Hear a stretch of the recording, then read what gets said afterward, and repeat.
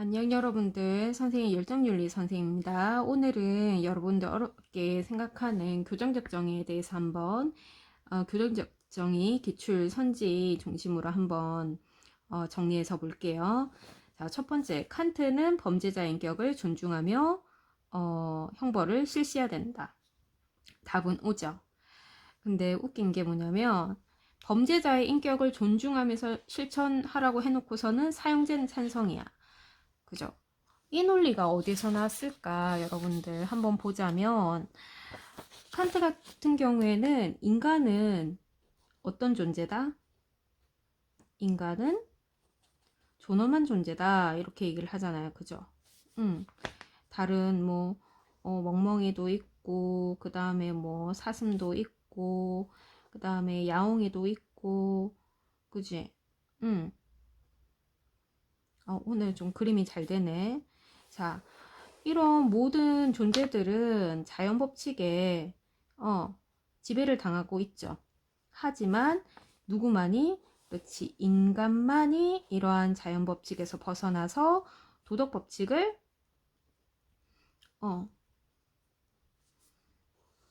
세우고 따를 수 있다. 이때의 도덕 법칙을 세우고 명령하는 그런 이성을 뭐라고 하죠? 그렇지, 실천 이성이라고 하잖아요. 그죠? 그렇기 때문에 인간은 뭐 어떻다? 인간은 존엄하다. 이렇게 여기에서 이 논리가 나오죠. 그러면 이렇게 인간은 도덕 법칙을 스스로 도덕 법칙을 세우고 그 다음에 따를 수 있는 그런 존재이기 때문에 어떻다? 그렇지, 인간은 이성적 존재고 그 다음에 자율적 존재다 라고 얘기하는 게 이 논리에서 나오는 거죠. 그렇기 때문에 이러한 존재, 인간을 인격을 지닌 존재라고 얘기를 하는데, 잘 보세요. 어떤 존재가 자율적으로 어떤 행동을 하고 그 다음에 그 행동에 대해서 뭐까지 물어야지, 그렇지, 책임까지 물을 수 있는 존재, 이것이 이렇게 대우하는 것이 뭐야? 그의 인격을 존중하는 겁니다. 다시 얘기할게요. 자, 인간은 왜 존엄하다? 그렇지, 인간만이 자연 법칙에서 벗어나서 도덕 법칙을 세우고 따를 수 있는 이성적이고 자율적인 존재다.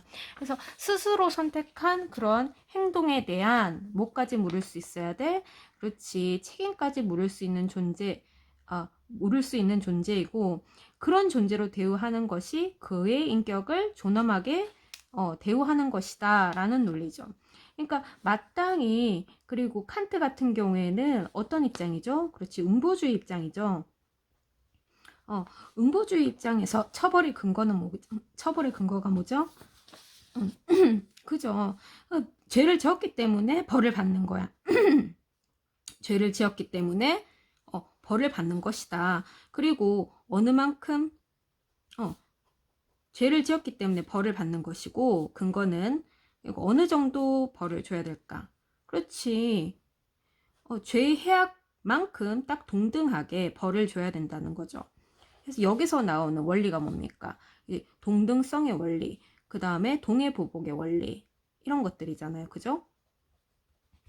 그리고 만약에 그 죄가 뭐라면, 그 죄가 살인이라면 여기에 응당한 벌은 뭐밖에 없다? 사형밖에 없다라는 거지.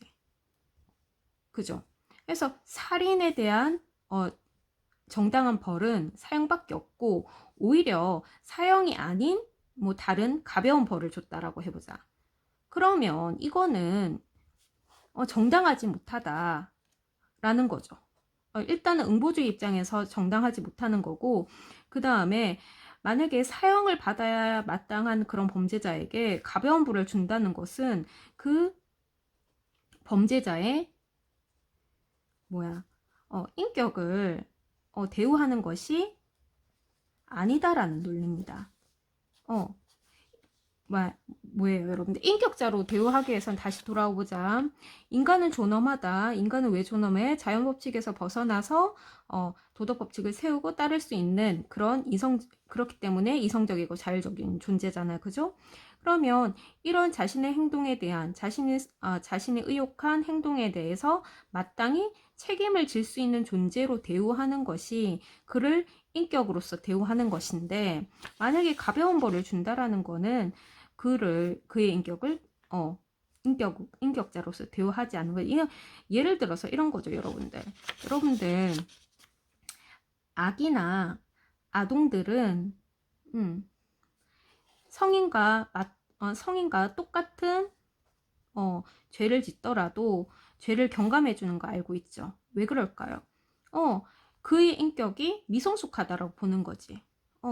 미성숙한 존재에게는 뭘 물을 수 없다라는 거야. 이제 책임을 물을 수 없다라는 거지.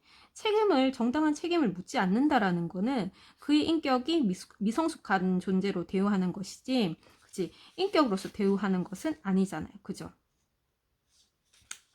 그러니까 범죄자의 인격을 인격자로서 대우하는 것은 마땅히 그를 어떻게 사형에 처하는 것이 그를 인격으로 대우하는 것이다. 이런 논리죠.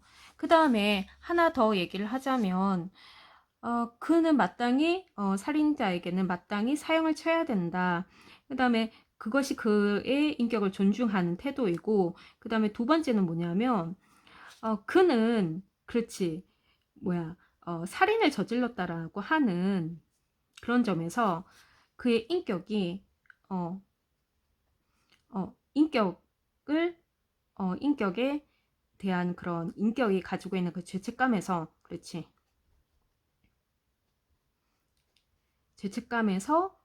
벗어날 수 있게 해준다. 이런 논리에서 인격을 구한다라는 그런 표현을 쓰는데, 이런 점에서 마땅히 살인자에게는 사형을 처하는 것이 적합하고 다른 죄는 없다라고 생각을 하는 거죠. 그죠?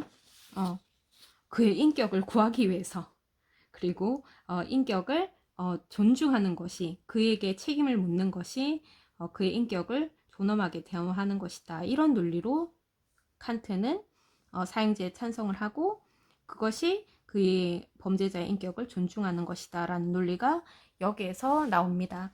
2번 칸트, 형벌은 공적 정의 실현을 위해 보복법에 따라서 부과해야 된다. 이건 뭡니까? 이것도 옵니다.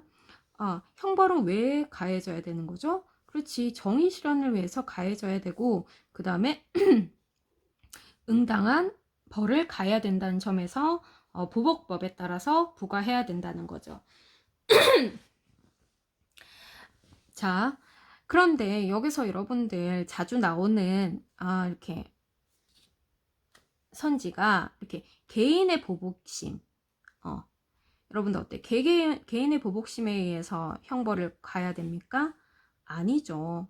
뭐에 의해서 가해져야 됩니까? 그렇지, 법에 근거한 공적인 권력에 의해서, 공적 기관에 의해서, 정당한 공적 기관에 의해서 시행되어야 되는 거지, 개인이 자신의 사사로운 보복심에서 사형이 집행되어서는 안 되겠죠. 그죠? 그 다음에 형벌은 동등성의 원리에 따라서 집행되어야 된다. 이것도 마찬가지로 여러분들 뭡니까? 응보주의 입장에서는 범죄자에게 벌을 주는 이유는 뭐죠? 그렇지, 죄를 지었기 때문입니다. 그리고 정도는 어느 정도 줘야 되겠죠? 그렇지, 죄의 해악과 형벌은 동등하게 이루어져야 된다라는 거죠. 그죠? 왜 벌을 줘야 되죠? 죄를 지었기 때문이죠. 형벌은 어느 정도로 줘야 되겠죠? 그렇지, 죄값에 맞게, 죄의 해악 크기에 맞게 형벌이 가해돼야 되는 거죠. 그런 점에서 어때요? 동등성의 원리, 동해보복의 원리, 이렇게 정리할 수가 있겠죠. 답은 오겠죠. 자, 그 다음에 요거는 여러분들 자주 나오는 표현인데 번번이 여러분들이 자주 어려워하는 표현이기도 해요. 왜냐면 자 보세요.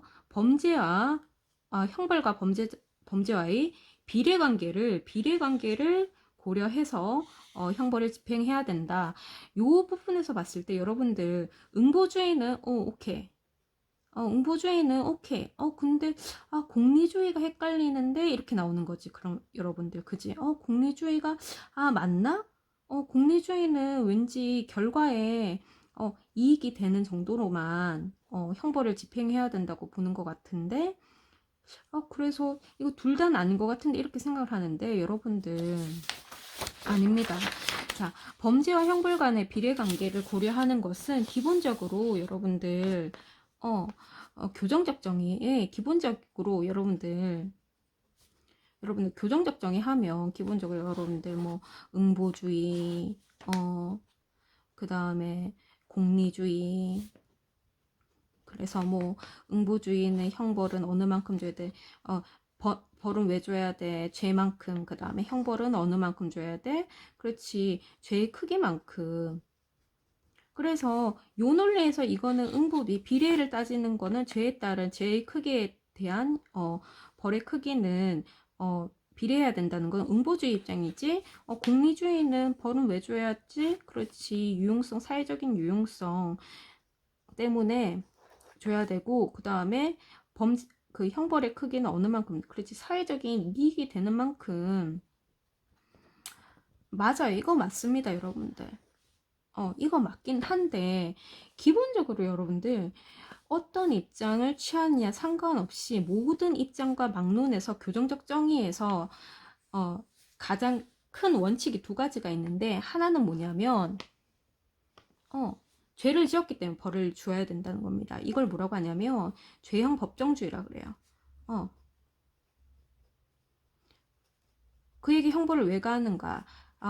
죄를 지었기 때문에 또 형벌은 어떻게 집행돼야 돼? 법의 근거에서 이루어져야 된다라는 거고 두 번째가 이건데 뭐냐면 형벌은 얼만큼 가해져야 되냐면 범죄의 크기에 비례해서 형벌이 가해져야 된다는 거야. 형벌의 정도는. 이런 점에서는 여러분들 이거는 다 공리주의든 응보주의든 공리주의든 공리주의 할아버지든 다 여러분들 다 이거를 인정한다는 점이지. 여러분들 상식적으로 생각을 해봐라. 범죄 크기는 큰데 형벌은 적게 주면 돼요 안 돼요? 안 되죠. 그죠? 범죄 크기는 어마무시하게 큰데 형벌은 적게 주면 안 되고 마찬가지로 범죄는 저지르지도 않았는데 사회적 이익 때문에 형벌을 줘야 돼? 이것도 말이 안 되라는 거지. 그러니까 두 가지는 여러분들 입장이 맞습니다. 근데 여기서 헷갈리는 게 뭐냐면 어떤 비례냔 말이지. 그치? 일단 범죄 크기만큼 비례해서 형벌의 크기 정도를 정해있는 건 맞아요. 그런데 이것을 칸트 입장에서 봤을 때 칸트는 형벌은 뭐에 비례한다? 사회적 이익에 비례해야 된다. 이런 표현. 비례는 비례인데 사회적 이익? 이건 뭡니까? 그렇지 결과를 따지는 거지. 칸트 입장 맞아요, 틀려요? 아니죠, 여러분들. 이렇게 가야 되는 거지. 됩니까? 칸트 비례는 맞는 거 맞는데, 근데, 사회적 이익에 비례해? 이건 아니죠. 뭐에 비례해야 되는 거야? 범죄의 해악에 비례해야 되는 거죠. 범죄 해악에, 이게 아니라 범죄 해악에 비례하는 거지. 사회적 이익은 이건 아니잖아. 그치? 그죠? 그 다음에 공리주의가 암만 공리주의 할아버지가 온다 그래도 형벌의 정도는 어느 만큼? 그렇지. 이거를 고려해야 되는데 잘 봐라. 무엇을 더 중요하게 여긴다? 그렇지. 범죄 크기에 대한 형벌의 정도는 범죄 크기에 비례해야 되지만 하지만 무엇이 더 중요하다? 사회적 이익, 즉 사회적으로 끼칠 유용성을 더 고려해야 된다는 점이지. 그러니까 둘 다 인정한다는 점이에요, 여러분들. 여기에서 여러분들 요 선지 계속 나오고 있는데 여러분들 계속 어려워하잖아, 그지? 이건 옵니다, 여러분들. 자, 5번 칸트. 사형은 살인범의 인격 안에 인간성을 가혹하게 다루는 형벌이다. 이거는 뭡니까? 아까 전에 선생님 요거 1번 선지 하면서 설명을 했었죠. 오히려 인격을 위하는 길이다. 인간성을 위하는 길이다. 그렇죠.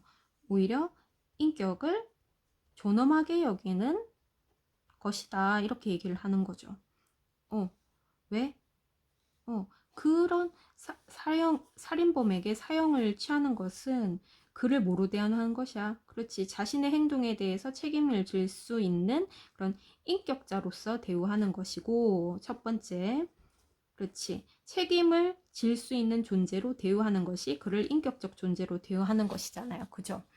그 다음에 두 번째, 그 다음에 인격 안의 인간성. 이게 뭐냐면 그가 살인을 저질렀다는 것만으로도 그렇지. 그의 인격에 대해서 살인범이 살인을 저질렀다는 것은 그의 인격적으로 그러니까 죄책감이죠. 죄책감, 죄를 지었다라는 죄책감에서 그렇지. 해방시켜 줄 수 있다. 이렇게 표현을 하거든. 인격의 인간성이 지금 죄책감에서 지금 굉장히 말살되고 있는 그렇지. 살인을 저질렀다고 하는 그런 인격자로서의 그 죄책감에서부터 인격을 해방시키는 길은 오로지 뭐다? 그렇지.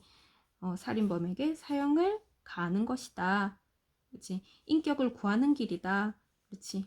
살인범의 내면 안에 있는 그런 인간성을 완전히 해방시키는 길이다라고 표현을 하는 거죠. 그죠? 그 다음에 넘어갈게요.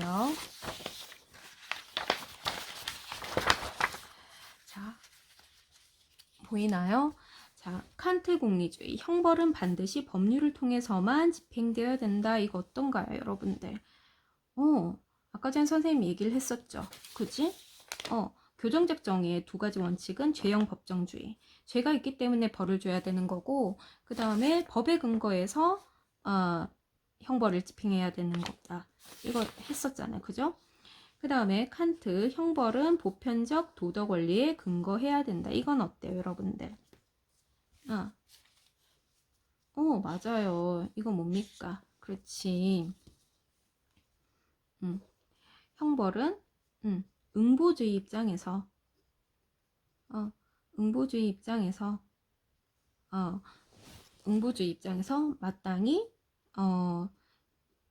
마땅히 죄에 대한 정당한 동등한 벌을 가하는 것은 옳다라고 하는 그런 응보주의 입장에서 칸트는 형벌이 이루어져야 된다고 보고 있는 거죠. 그죠? 그 다음에 공리주의는 어때요? 보편적 도덕 원리, 이게 뭡니까? 그렇지, 공리주의죠. 공리주의. 공리주의의 무슨 원리? 그렇지, 결과적으로 유용성을 가져야 된다라는 그런 보편적인 원리가 있죠. 최다, 최행으로 표현하면 되겠죠. 그죠? 그 다음에 응보주의 입장에서 칸트가 만약에 보편적 도덕 원리를 얘기한다면 뭡니까? 그렇지, 정언명령이겠죠. 됐나요? 네. 그 다음에 칸트 공리주의, 형벌의 크기는 범죄로 인해 발생하는 해악에 비례해야 된다. 이것도 마찬가지죠. 아까 전에 비례성의 원칙을 얘기했기 때문에 이것도 O고, 그 다음에 이것도 O가 되는 거죠. 그죠? 그런데 여기에서 여러분들 다시 한번 얘기하자면 형벌의 크기는 범죄로 인해 발생하는 해악에 비례해야 된다. 이거는 공통점입니다. 여러분들 공통점인데 자주 헷갈리는 것이 칸트 같은 경우에는 발생하는 범죄, 죄의 크기 그 자체에 비례해야 된다는 건데, 만약에 칸트 같은 경우에 뭐 이게 아니라 뭐 사회적 이익에 비례해야 된다라든지, 비례는 비례인데 이거에 대해서 여러분들 제대로 이해를 하고 가야 돼요. 사회적 이익, 칸트 입장 아니죠. 됩니까? 그리고 공리주의가 아무리 형벌의 크기가 사회적 유용성을 고려해야 된다는 기본적인 입장이지만 교정적 정의 공통점이 뭡니까? 비례성의 원칙이죠. 비례성의 원칙이 뭐죠? 형벌은 어느 만큼 줘야 된다는 거야? 그렇지. 범죄 크기에 비례해서 줘야 된다는 점에서 공리주의도 이 입장 공통점이라는 거 다시 한번 정리를 할게요. 됐나요? 자, 그 다음에 공리주의 형벌이 방지할 해악이 형벌의 해악보다 크다며 형벌은 정당하다. 이거 어때요, 여러분들? 이것도 여러분들 막 되게 어려운 문장처럼 보이지만 하나씩 끊어보세요. 형벌이 방지할 해악이 형벌의 해악보다 크다면 정당하다. 이거 오죠, 여러분들. 이게 여러분들 이해가 됩니까?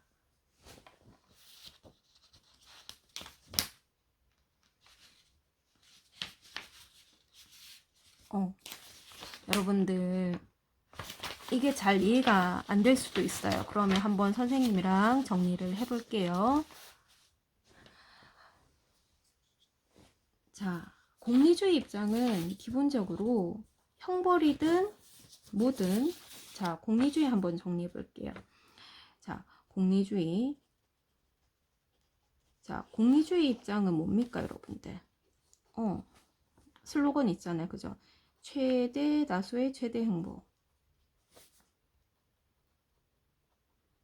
그러면 여기 이때 말하는 행복은 쾌락일까 고통일까?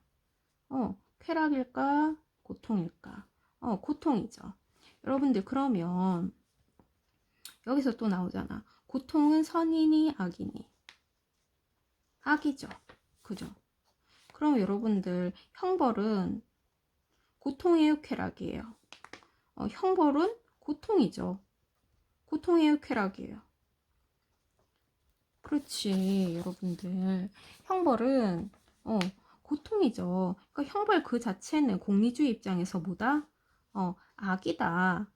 그런데 어떤 악이야? 그치? 범죄로 인한 해악을 막을 때 필요한 필요악이라고 표현하는 거죠. 필요한 악이라는 거죠. 그렇기 때문에 되도록이면 많을수록 좋니? 아니면 최소한으로 주는 게 맞니? 되도록. 그렇지. 되도록 최대한 많이 주는 게 좋을까? 최소한으로 주는. 그렇지. 최소한으로 주는 거지. 근데 무조건 최소한으로 준다는 게 아니라 어떤 점에서 그렇지. 사회적인 이익이 될 만큼만 이익이 될 만큼만 줘야 되는 거지. 그렇지.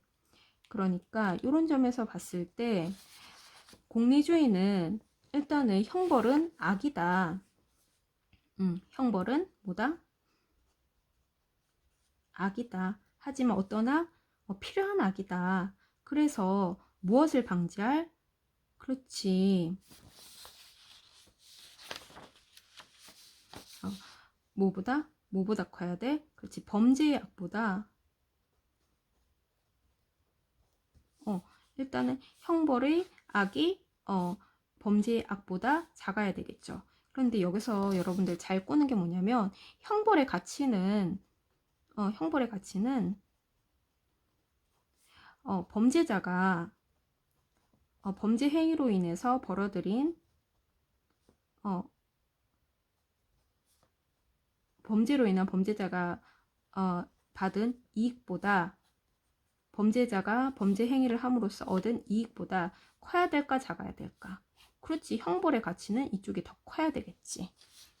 됩니까? 그래서 그 문장이 뭘 묻는지에 따라서 여러분들 요 비슷한 문장이 계속 응용돼서 계속 나오고 있다라는 거 한번 살펴봐야 됩니다.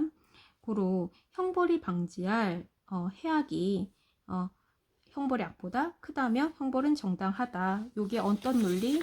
그렇지. 형벌도 악이고 범죄도 악이지만 그렇지. 형벌은 필요악이기 때문에 그지?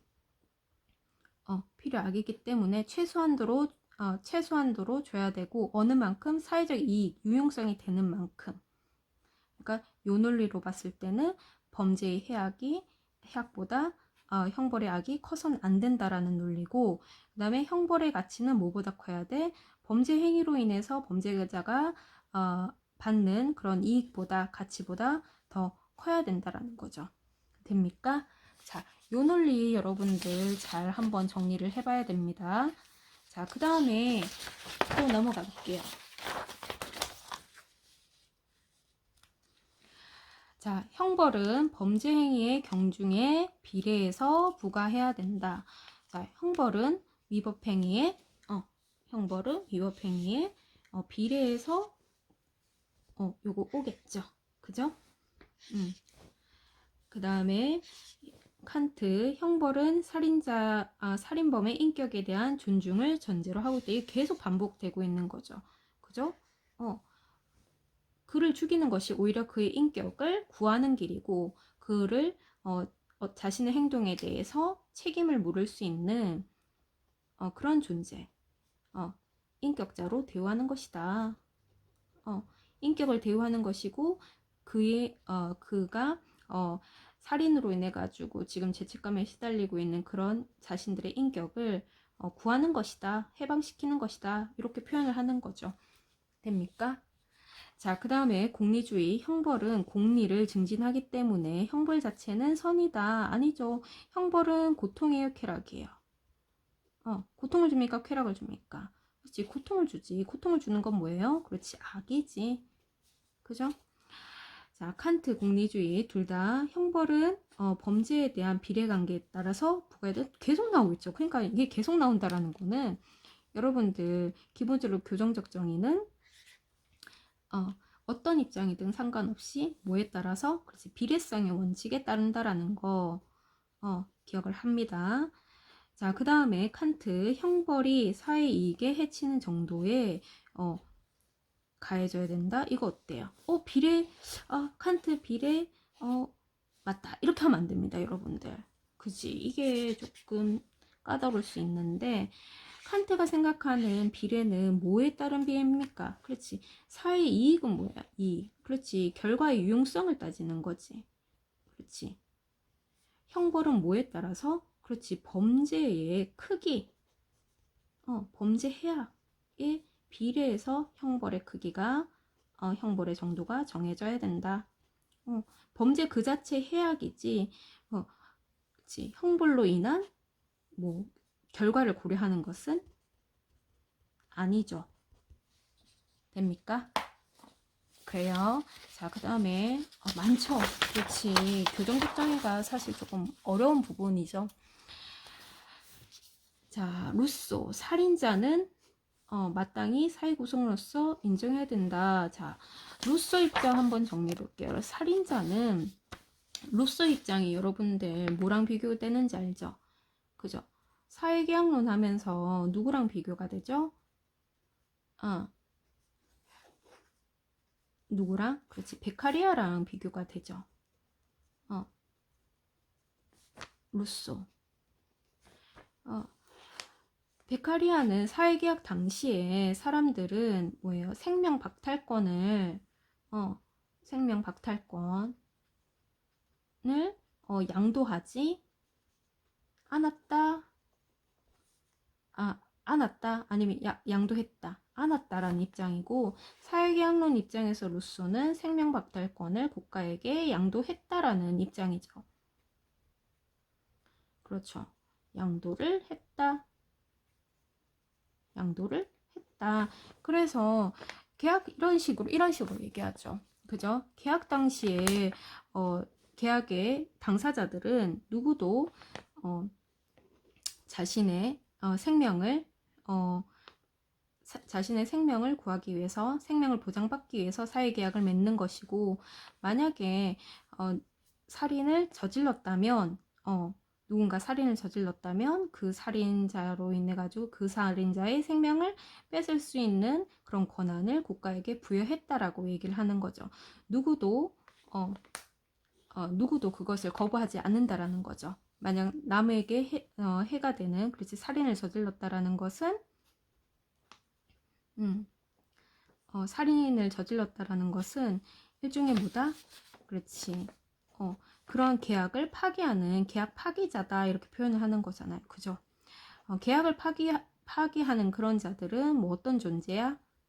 그렇지. 국가의 적이다. 그래서 이런 국가의 적으로부터 우리 국가, 우리 공동체를 지켜야 된다. 그렇지? 이거를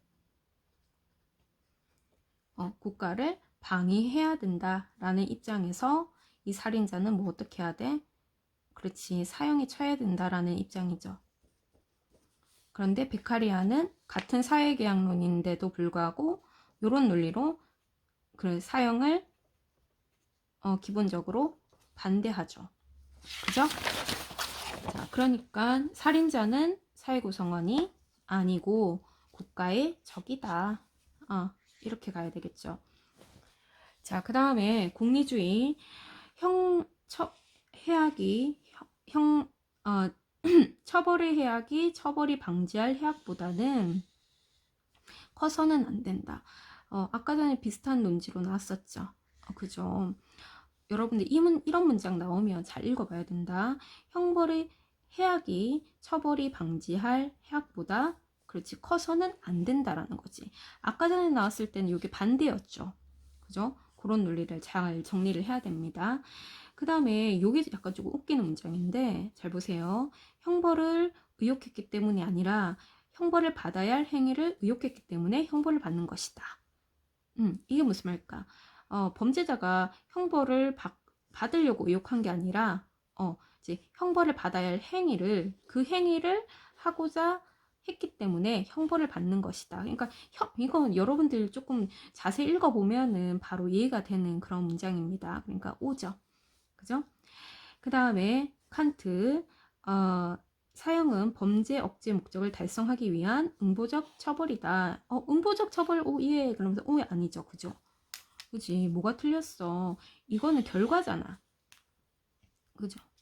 결과를 고려해서 응보해야 된다. 이런 논리가 아니라 사형은 왜? 그렇지. 사형은 살인을 저질렀기 때문에 그에 합당한 벌은 동등한 벌은 사형밖에 없기 때문에 사형을 처하는 것이지 어떠한 사회적 이익 때문에 처벌을 가해서는 안 된다라고 보는 입장이죠. 됩니까? 자, 공리주의 사형 그 자체는 악이다. 동해보복을 위한 필요악이다. 자, 여기서 잘 보세요, 여러분들. 이게 일단 X인데 사형 그 자체는 악이다. 자, 이거 맞죠? 됩니까? 사형 그 자체는 뭐예요? 형벌은 그 자체로 악이죠. 그런데 뭘 위한 악이죠? 그렇지, 사회적인 유용성을 위한 악이죠. 동해보복이라는 것은 범죄에 대한 그렇지 동등한 벌을 가한다라는 동등성의 원리, 그러니까 동일한 해로서 보복한다는 의미죠. 그죠? 그러니까 요거는 응보주의 입장이다 라고 정리를 하면 될 거예요. 자, 또 있네요. 자, 또 해볼게요. 자, 베카리아. 범죄 억제력 면에서는 사형보다 우월한 형벌이 존재한다. 그게 뭐죠? 그렇지, 종신노역형이죠. 노역형. 그래서 베카리아 한번 더 정리해 볼 건데, 베카리아는 기본적으로 어떤 입장이죠? 베카리아는 기본적으로 공리주의 입장,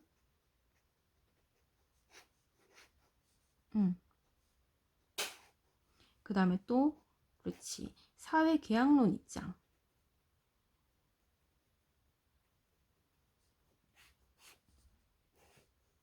그래서 사회계약론 입장으로서 루스와 비교가 되고, 공리주의 입장에서 누구랑 비교가 되죠? 그렇지, 벤담과 비교가 된다라는 점 여러분들 정리를 해야 되겠죠. 그죠? 공리주의 입장에서는 뭐야?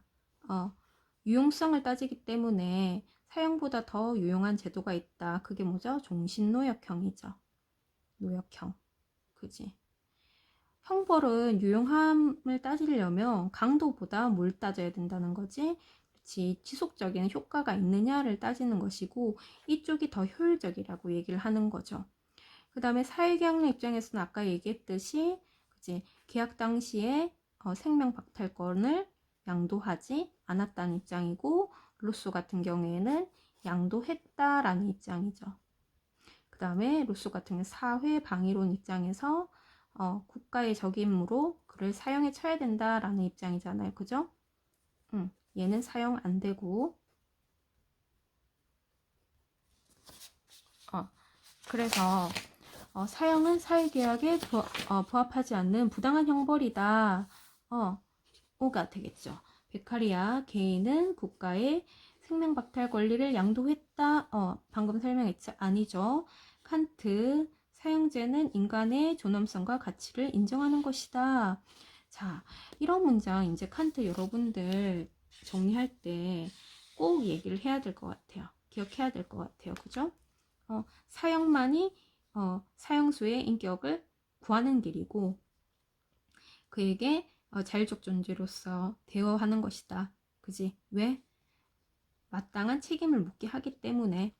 자, 그 다음에 베카리아 형벌의 목적은 범죄자의 교화가 아닌 타인 범죄 예방에 국한되어야 된다? 아니죠, 여러분들. 기본적으로 베카리아는 공리주의이기 때문에 공리주의는 왜 벌을 줘야 됩니까?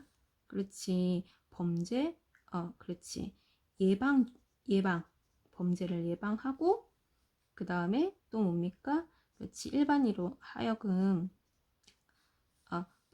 일반인으로 하여금 범죄를 예방하고 그 다음에 범죄자를 교화시킴으로써 재범을 막는 효과가 있는 거죠.